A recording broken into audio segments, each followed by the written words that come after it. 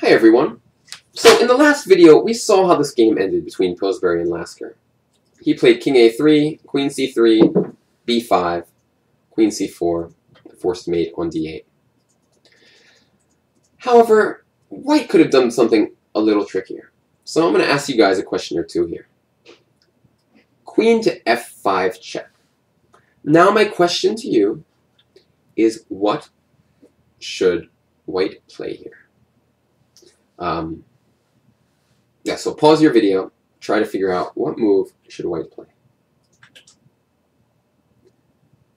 Alright, so there are obviously three choices. G6 is not very impressive because of Queen D7, Bishop G7, and now we can actually take the rook because the bishop no longer can join into the attack, and therefore Black really just doesn't quite have enough here. So the only two realistic moves are King H8 and King G8. And honestly, it looks pretty simple, right? King G8 allows Queen E6. It allows all kinds of random checks. And, you know, honestly, he had the choice a few moves ago. After Queen E6, which actually happened in the game, he could have went King H8, and he chose not to. So it looks pretty obvious that, well, actually, that would make you think King G8's the move. But somehow, King H8 just looks much safer because there's no checks. And it looks like White's just going to lose. After King takes Rook, Queen takes, King A4, B5, once again, still the same checkmate. So what could possibly be the difference between King H8 and King G8? And why is one of them winning and one of them isn't? It's very tough. If you guys solved it, congratulations to you. Not easy at all. King H8 turns out to be a bad move. Why is that? Well, now, after King to B1, Black doesn't have too many good ways to continue the attack. The only real way we have is Bishop takes D4. And now we're threatening stuff like Queen B4 and all kinds of moves that would simply win the game. And do you now see why King H8 is not a good move? White has Queen to F8. And after King H7, Queen takes A3. White wins the game. White wins the Rook and the game. So it turns out, after all this, that the King should just go back to G8.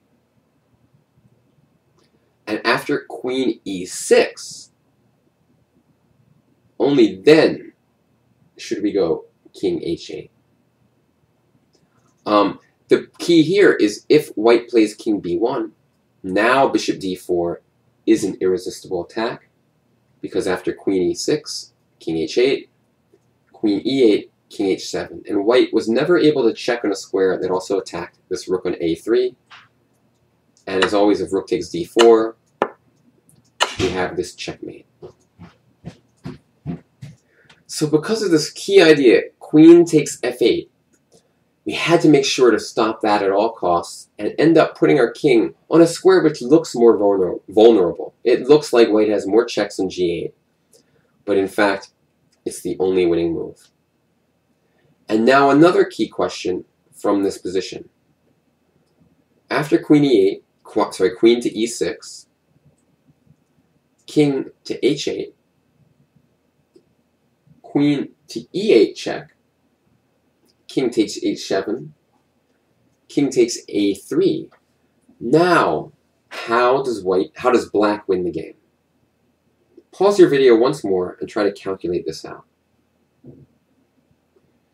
Alright, so I'm going to show the answer now. Once more, we can no longer do what we did last time with B5 check because of simply Queen takes B5. However, we have a nice little quiet move. If we simply play the move A6 with the idea of B5, White has no defense. If they try to go Rook to B1 to stop B5, we simply play it anyway. Rook takes, pawn takes, followed by Queen takes Rook. Black is up a piece and will win the game. So the key to this puzzle was that you had to play the kind of somewhat anti-intuitive move, King G8. the king can only go to h8 when the queen is on e6 and no longer able to take on f8. I'm sorry, no longer able to check on f8 and attack the rook on a3. So it's pretty subtle, not very easy to figure out. Because now after king b1, we can just play bishop takes d4, and there's no stopping moves like queen to b4, followed by rook c3. So that concludes my series on this game. I found it very interesting. I think these 7 questions I asked are all really important because they all determine kind of who wins or who loses the game. Like, there's almost none of them where it's like a matter of choice. Like, you could go here or you could go here. Almost every one of them is like the decisive moment. And so that's why I really like these positions. And notice even the top players in the world at that time had trouble with some of these really key questions.